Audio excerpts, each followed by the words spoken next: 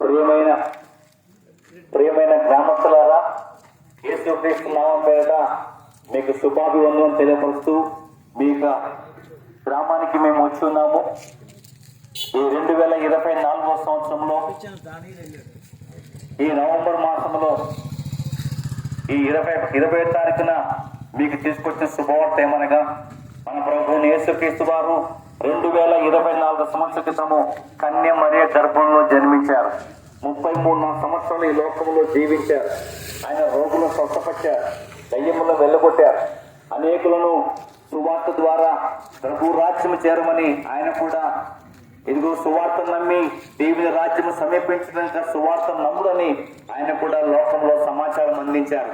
ఆ సమాచారం మేము ఎదుర్కొచ్చాము. యేసు ప్రభుల వారు జాతి, మత, కుల, విచక్షణ భేదం లేకుండా అందరినీ ప్రేమించేవాడు. అందుకే బైబిల్ చెప్తుంది, దేవుడు లోకమును ఎంతో ప్రేమించాను.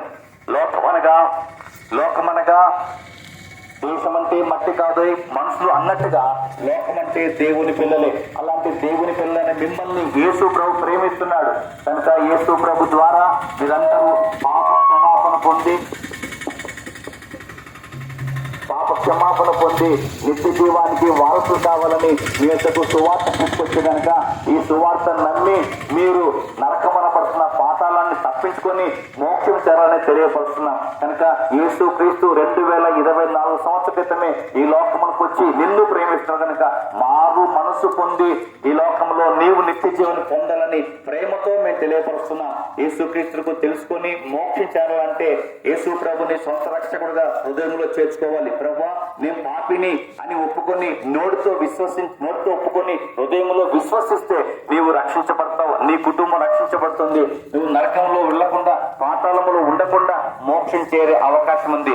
ఎందుకనగా పాతాళం పాపం చేసిన వాడిని పట్టుకుంటుంది. కనుక పాపం చేసిన మానవుడు ఎవరిని కూడా పాతాళం విడిచిపెట్టదు. అలా పాతాళం పట్టుకోకుండా ఉండటానికే యేసు ప్రభు తన ప్రజల పాపమును పాపం నుండి వాడిని విడిపించి రక్షించడానికే యేసు ప్రభు నీ కోసం వచ్చాడు.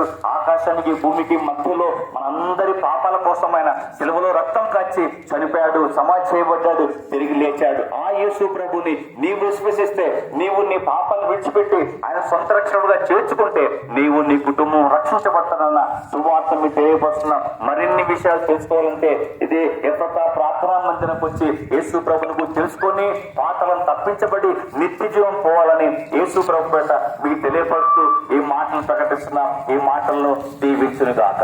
ఆమేన్.